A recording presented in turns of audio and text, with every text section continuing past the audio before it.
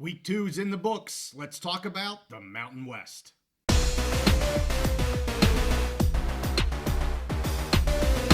College football is back, and we're back on the Big Mountain. Hey, it's great to have you back here on the mountain. JY and Steve, we're going to do a quick summary of Week 2 in the Mountain West. Another good weekend for the Mountain West. They had a great Week 1.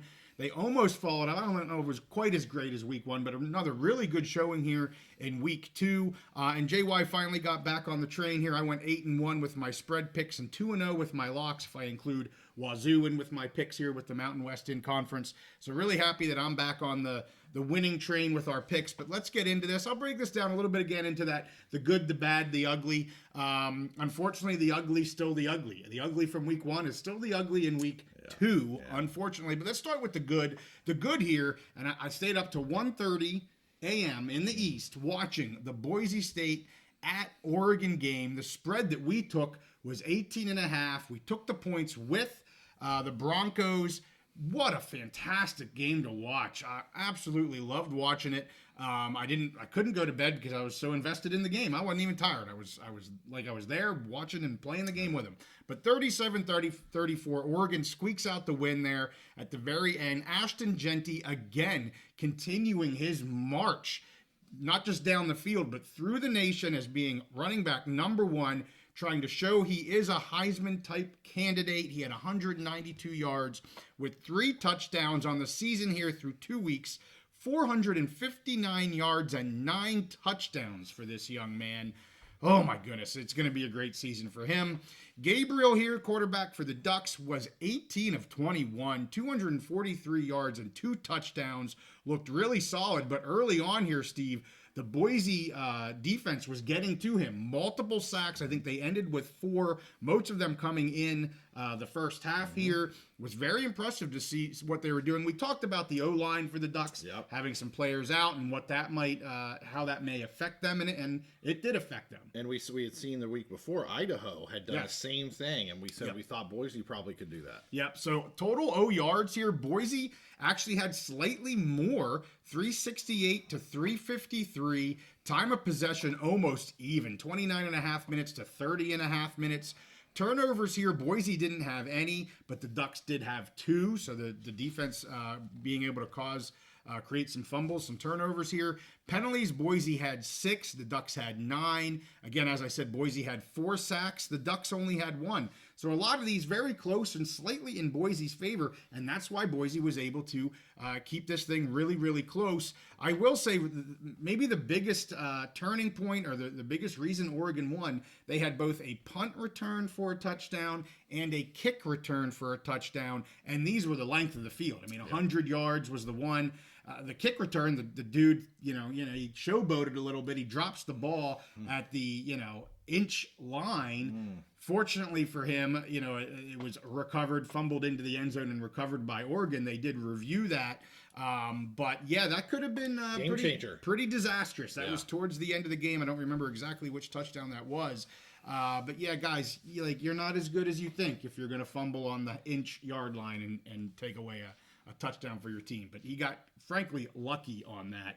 But as I say, really, really awesome game to watch. And everything's in front of them. And you like to say that for teams. I mean, the whole season for Boise, we said these first 2 weeks, they need to come up and show. I was a little worried about them going south to Georgia Southern. They got past that hurdle by 12 points. Didn't quite beat the spread, but 12 points. Threw up tons of points.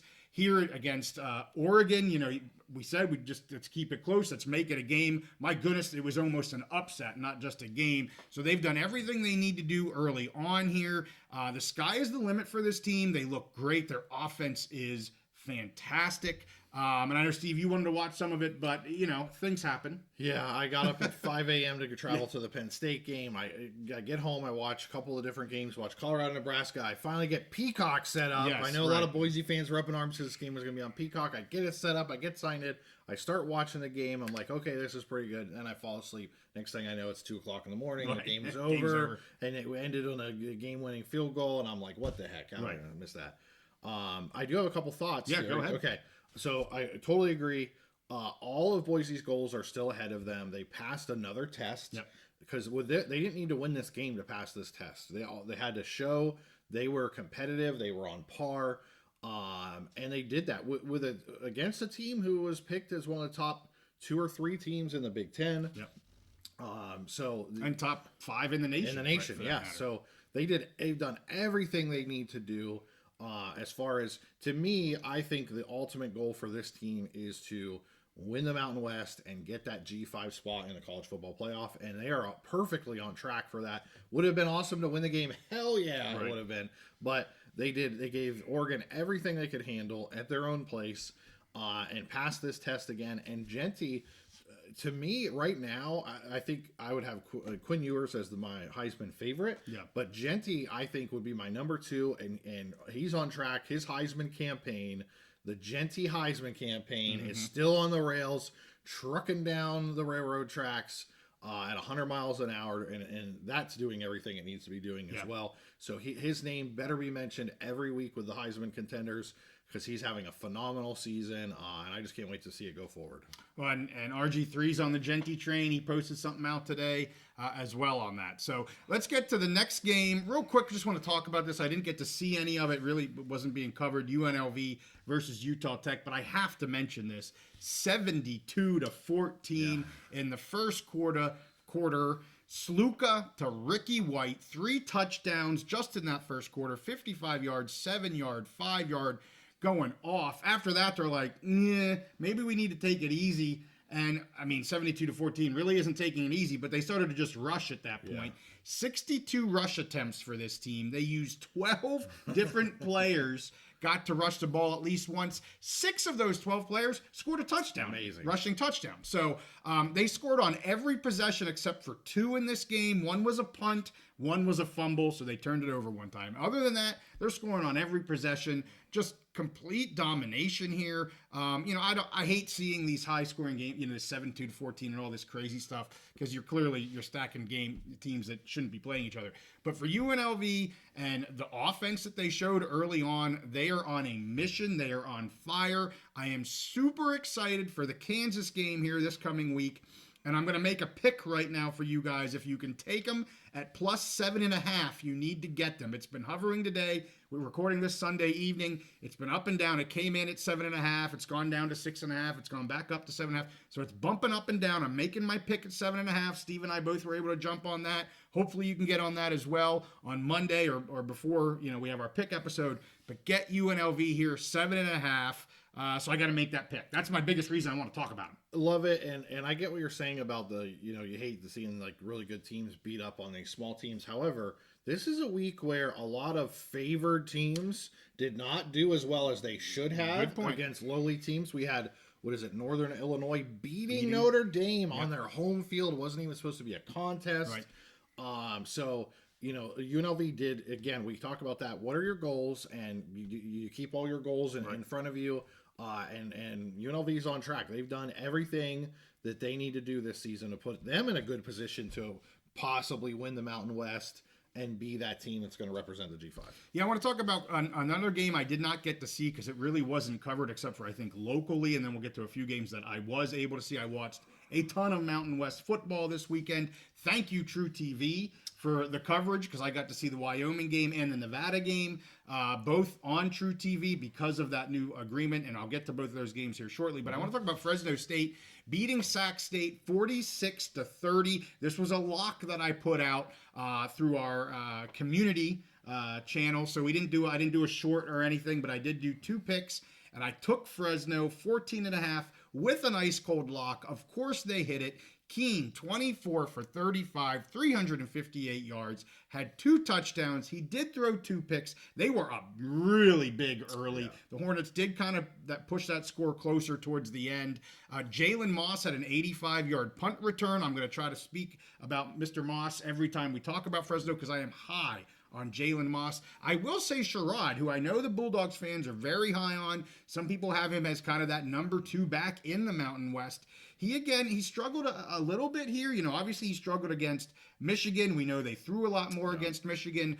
He had 22 carries for only 54 yards in this game. He did have 2 touchdowns. But, in the first 2 games here, when you look at his average, he's about 2 yards per carry, 2.2 yards per carry here. I get it. We're talking Michigan, but you're also talking Sac State. Yeah. You don't want, if you're a Bulldog fan, you don't want your running game to be averaging 2.2 with your star running back Sherrod. So I just throw that out there as I'm a little hesitant on that. I've never been huge on Sherrod as well, so I'd like to see them kind of get that running game going again, because it cannot be Mikey Keene's show every game, or at some point. I just don't think he's going to be able to hold up. So you got to give him some support from the running game. The defense here did allow 30 points on 469 yards. Again, yikes defense. That's a little more than what I'd like to see from you. I know Sac State has a solid offense. They showed some of that offense against San Jose State.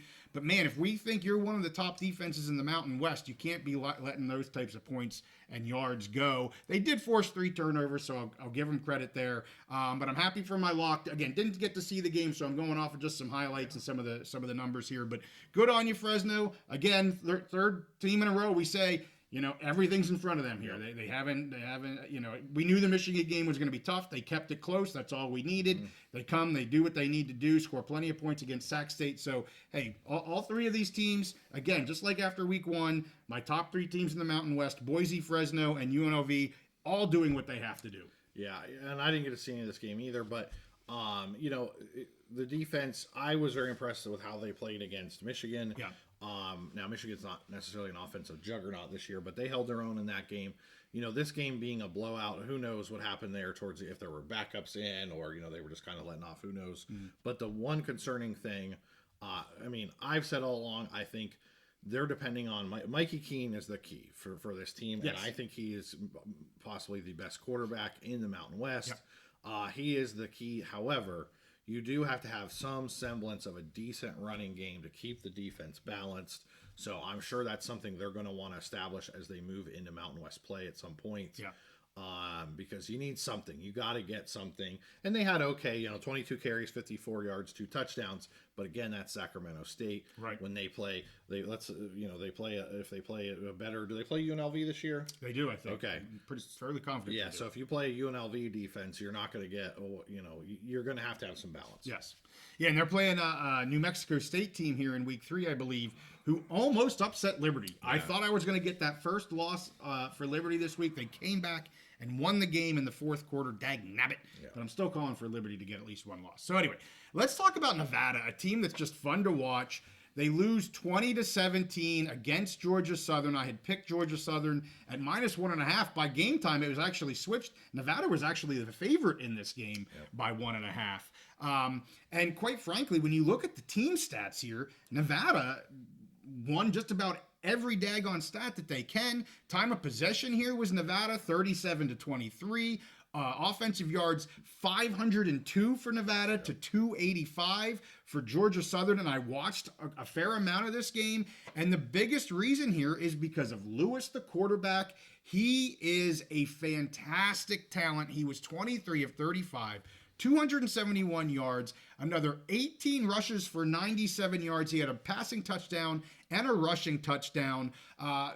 What held them back? Well, they had 14 penalties for 134 yards and a turnover. They easily could have won this game. It was kind of a bend don't break a little bit here for Georgia Southern, especially in the second half. And Nevada would just kind of bite themselves in the butt when they were getting an opportunity. But Lewis is a special quarterback. They're going to win more games this year. They're at Minnesota here this week, Steve. A Big Ten team you are not very high on. So I'm anxious to see the Wolfpack play at Minnesota. Could be an interesting game. Yeah.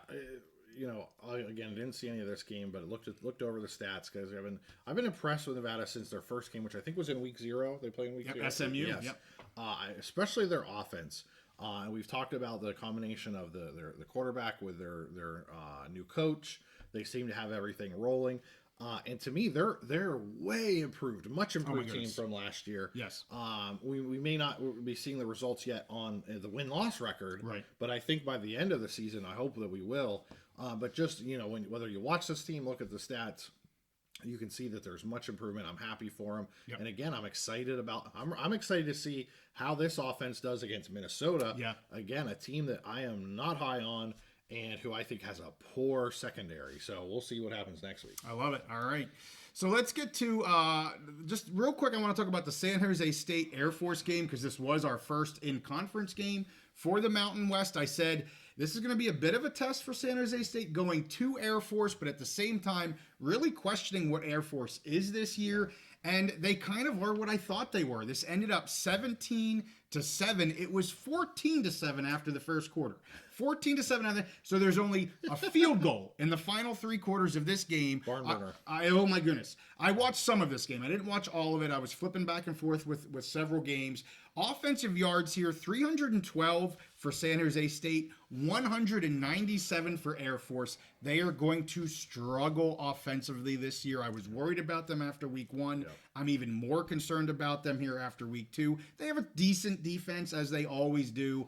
But man, offensively, they are going to struggle. Your buddy here throwing the ball, 7 of 20, and he threw 2 interceptions. If you're going to throw the ball as an Air Force quarterback, you cannot throw interceptions. Yep. Okay, so we've seen him try to throw the ball both weeks. Completion percentage, not good, and he's throwing picks. We can't be doing that, Air Force. Passing for San Jose State, they were 17 of 33, so that was, decent game for them. I'm going to give props to the Air Force defense. I was really impressed by the San Jose State's offense, what Emmett Brown was able to do there, and Nick Nash. I'm going to always say Rick because I'm a hockey guy. Nick Nash. And he did have 1 touchdown early, but then they were able to kind of control him. So I'm guessing some teams are going to look at what Air Force did here against San Jose State and try to replicate that to keep that offense kind of under lock and key. But I took San Jose State getting points. They win straight up by 10. Yeah. So, again, Air Force is their offense really, I think, is going to struggle this year. We both had concerns about Air Force, and we talked about this offline, where almost every year there's one team that's surprisingly good, another team that's surprisingly bad, and so far San Jose State looks like they may be the team that's surprising us, being a little better than they. Well, they're 2-0. Yeah. And then there's another team, which I think maybe you're going to get to when you talk about the ugly, who is surprisingly off to a pretty poor start. Yep, you got it. So let's get to my last 2 games real quick. I want to get to the San Diego State-Oregon State game, and then I'll get to my ugly game. Not impressive here from San Diego State. I know we have a couple commenters that say that we're, crapping on the Aztecs, but we're just calling it as we see it. So, I don't know what to tell you, but 21-0 yards here, Steve. 420 for Oregon State, 179 here for San Diego State. Remember, I just said Air Force was 197. So San Diego State had less offense in terms of yards than what Air Force did. That's not a good look. I watched, this was on while the Boise game was on, so I had the Boise game on my phone, I had this game on my TV, and I'm glancing up and down. There wasn't much to watch with this game, I'll be honest, from both sides. I'm going to knock both the Beavs and the Aztecs on this. The Beavs, while they had 420 yards, they only scored, it was 7-0 for the majority of the game. Yeah. Now, you could tell the Beavs were kind of controlling the play, but they couldn't score points. The Aztec defense actually did relatively solidly. They got 2 touchdowns in the fourth quarter to make that 21-0 game. But O'Neal, and this kind of came out, and I had some tweets about this earlier. O'Neal, the starting quarterback, he went 11 of 24 for 107 yards. He was really hobbled by the end of the game. I mean, really hobbled. I was surprised they kept him in, and I opined on X, like, what does that kind of tell you where and I don't know, maybe this is a leap too far, but what does that tell you of the coach's faith in the quarterback room? Yeah. Like, if they're going to leave this kid who is clearly hobbled, he's a freshman. Yeah. And he was really struggling by the end of the game. They were down 7-0 or 14. I mean, it's not like they were in the game. Yeah. It kind of leads me to believe, where are they at with Duffy and the other quarterbacks here if they're leaving this 50% quarterback in the game. I don't know. Again, maybe a leap too far, but I really question that. McCoy, he wasn't overly impressive as the quarterback for the Beavs here. He's 16 of 26, 181 yards and 1 touchdown. When I have the Boise game on and it's 34-37 versus the 7-0 game, I'm glancing up just to see what's going on. Nothing about that game was interesting to me. And I got to be honest, I mean, the Aztec Fast was an Aztec dud in this game. Now, we'll see what happens. Oregon State's a great team and a great game. They're going to get plenty of wins this year. I was very surprised by the Aztecs' offense specific. The defense played fine. I mean, they kept, even though the Bees were getting yards, they were keeping their offense in the game, and their offense just couldn't get anything done. We've thought all along this is going to be a rebuilding year for the Aztecs. Just maybe, we want to see them show some life on offense, give some fans some things to be excited about going forward. I have no idea why certain commenters, they think that we're crapping on San Diego State, because we're not. I mean, picking against them, it doesn't mean you're crapping against them, and they lost 21-0. Right. So we have nothing against this team. We had their great beat reporter on the show, did a great preview. Yep. Both of us want to see this team do good. We want to see them fill that stadium. But it's a rebuilding this year. And I'll just opine on O'Neal, keeping him in. If they were down at that point and still thought they had a chance to come back. Problem with Duffy, no arm strength. Right. So he's probably not going to push the ball downfield. And maybe, they're just trying to let O'Neal kind of work through things, get experience. That's all I can kind of think on that. Maybe, but it's an out-of-conference game. Yeah, but at this point, I think this year is more experience is more important than wins or losses. That's just kind of what I'm thinking. If they're trying to come back, they probably didn't want to put it. If they bring in Duffy, then it's probably just going to be okay, hand off or throw the ball 4 yards down the field. So it could be. I mean, San Diego State only had 7 first downs in the entire game. Yeah. They were 2 of 12 on third downs. Time of possessions 41 minutes to 19 minutes. As I say, when I looked up, I felt like Oregon State had the ball almost all the time. Well, 41 to 19. They had it for 2/3 of the game. And my last thought will be, I've seen this before. So, in Penn State, as a Penn State fan, James Franklin with Sean Clifford, and before him, Trace McSorley. Yeah. When you get one of those combinations of a quarterback and a head coach that just trust each other, believe in each other, and I forget the coach's name. It's Lewis, yeah. He brought him in. This is his guy. It is. And I've seen that before with Franklin. When it's your guy, you're going to take his word. If the kid says he can still play, you're going to keep him in there. We saw that with Trace McSorley, games where he looked like he could barely walk when the game was over. They were going to take him out in a cart. We saw the same thing with Sean Clifford. And part of that is just building that relationship together so that they can trust them in those big moments later on in other games that are going to be more important. A great point. Trust building, relationship building between those two for 2 years from now, not this game against the Oregon State Beavers. But anyway, all right, the last one again, the Pokes. Steve, I don't know what to say. It was 17-10 at the half with Idaho up. It ends 17-13. Again, this was another line that I took after our pick episode. I think I got it up on Friday evening, and I took the Pokes at -6.5. Was feeling decent about this. They had 9 penalties, 2 turnovers. Total yards here, the Pokes had 270 versus Idaho with 225. When you look at third downs, the Pokes were 6 of 16, which isn't great. But Idaho was 1 of 13, which is abysmal. But where was the difference? The difference lied in on fourth down when they were very, very close to the goal line, 2-3 yards out. Idaho went for it twice. Fourth and goal from the 2-3 yard line, scoring a touchdown both times. Yep. The one time Wyoming gets down there, it looked like Svoboda had run it in. His knee was actually down. They get the ball at literally the 6-inch line. What do on first and goal at the 6-inch? They have a false start penalty. They kick themselves in the butt. They can't get a touchdown. They have to kick a field goal. And, that's the difference of the game. You get one team, an FCS team, able to punch it in twice on fourth and goal. You get your FBS team that has a huge quarterback.